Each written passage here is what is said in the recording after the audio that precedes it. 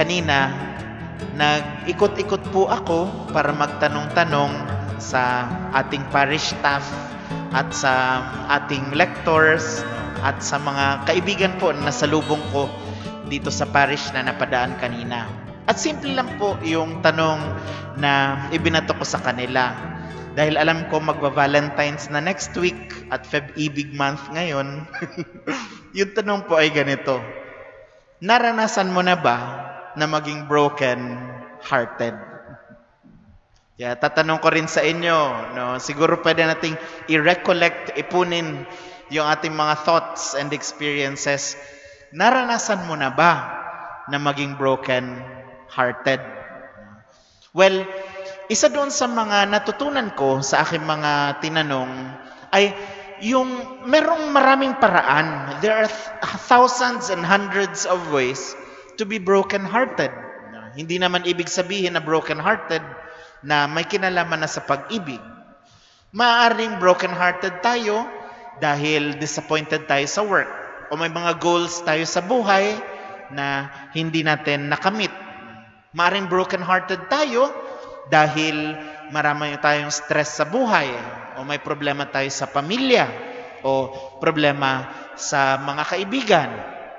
Maaaring broken-hearted tayo dahil may mga kinikimkim tayo na mga sugat ng nakaraan. Or maaring broken-hearted tayo dahil meron pa tayong hinahanap sa buhay natin na hindi natin matagpuan. At yung hinahanap pa rin natin o naroon pa rin yung pagnanasa na matagpuan, yung ating sense of meaning and fulfillment sa buhay. So there are many ways to be broken-hearted, to have a broken heart, rather. There are many ways to have a heart that needs or desires to be whole once again. So, meron din yung usual na dahilan na broken-hearted dahil sinaktan nung taong mahal nila. Naku, napakasakit niyan. Ang dami kong kaibigan nagpo-post ngayon sa Valentine's Day. Ang gagawin ko, maglalasing lang ako. So, bakit tayo nagiging broken-hearted?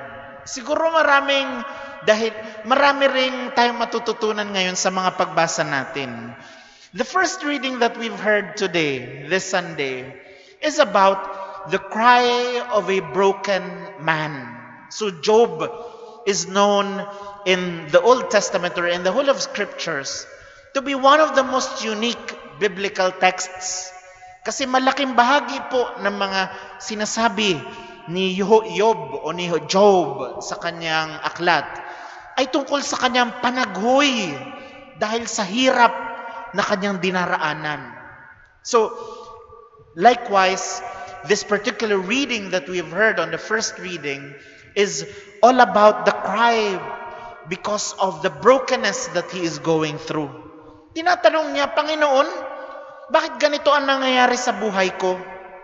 Siguro tayo, na itanong na rin natin minsan, o siguro ngayon, ikaw ako, o meron sa atin ngayon nag-a-attend ng misang ito, nanonood ng misang ito, na tinatanong ito sa Panginoon, Panginoon, bakit nangyayari ito sa buhay ko? Especially in this time of the pandemic, no? Marami sa atin affected.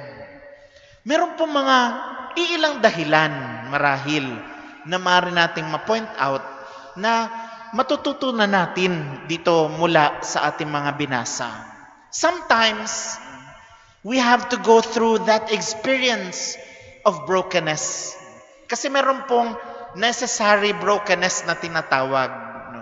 At ito po yung ating sinasabi at pinatutungkulan ng ating mga pagbasa.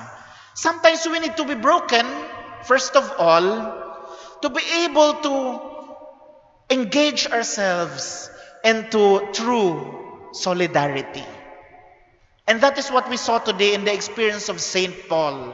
He allowed himself to be broken, to be at the service of the people he was assigned to proclaim the word of God to.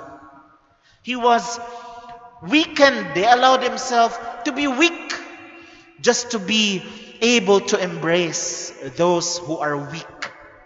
So sometimes we need to be broken to truly understand what it means to be in solidarity o para makiisa sa mga taong dumaraan dito. Pangalawa, sometimes we need to be broken like Job to be able to see and appreciate what it means to be whole once again. Kasi minsan, we can easily take for granted the good times. We can easily take for granted the blessings. We can easily take for granted those times when we felt fulfilled and whole. Pero dahil alam natin kung anong ibig sabihin ng masaktan, anong ibig sabihin na maging broken ang heart o maging basag ang pagkatao, mas nauunawaan natin ang kahulugan ng bawat biyaya. Mas nauunawaan natin yung kahulugan ng pagiging buo bilang isang tao.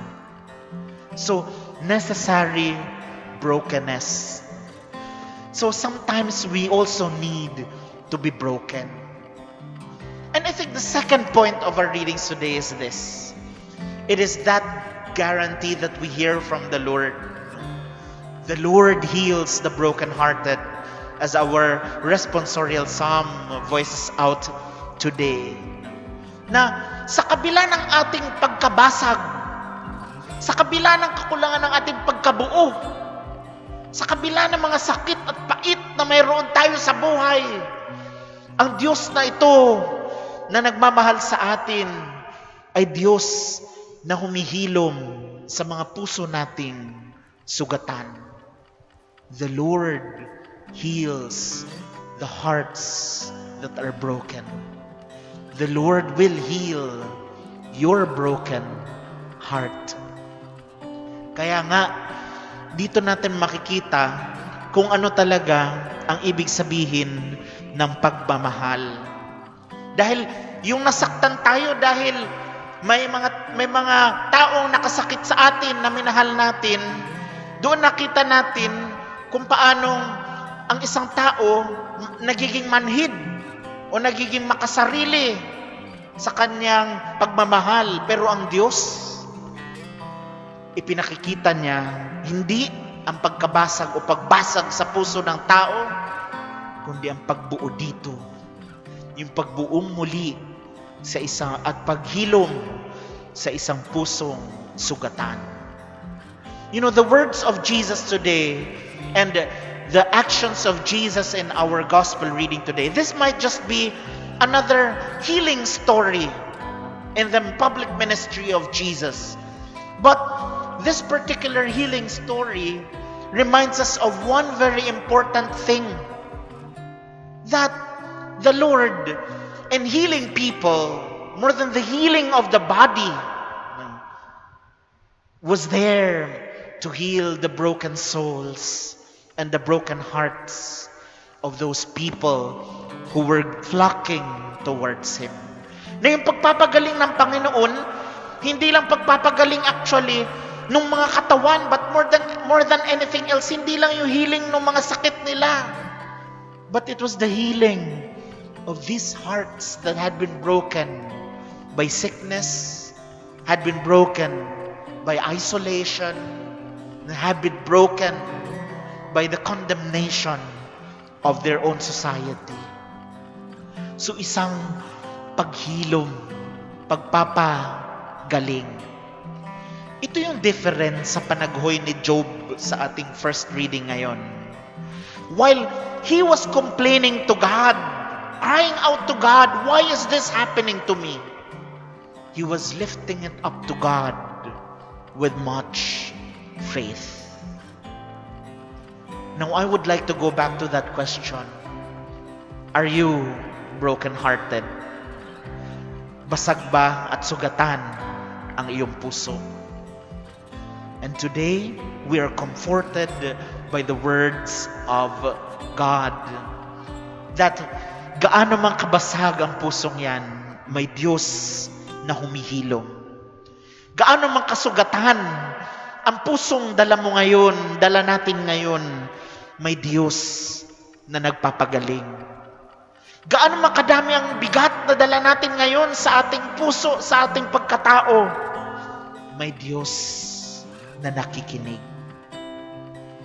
Kung kaya't mga kapatid, the Word of God's invitation today, God's Word brings us today closer to the invitation to have faith in the midst of brokenness, to trust in the midst of our wounds, and to believe in the healing power of this God who loves us so much that He seeks to make us whole again. So my dear friends, in this Mass, we offer to God our broken hearts. Tayong mga narito ngayon, ikaw na nanonood ngayon at nakikinig sa salita ng Diyos, ialay ang pusong basag, ang pusong sugatan, upang ito ay hipuin ni Jesus at gawin muling buo at ganap sa pagtugon at sa pag-ibig. In the name of the Father, and of the Son, and of the Holy Spirit. Amen.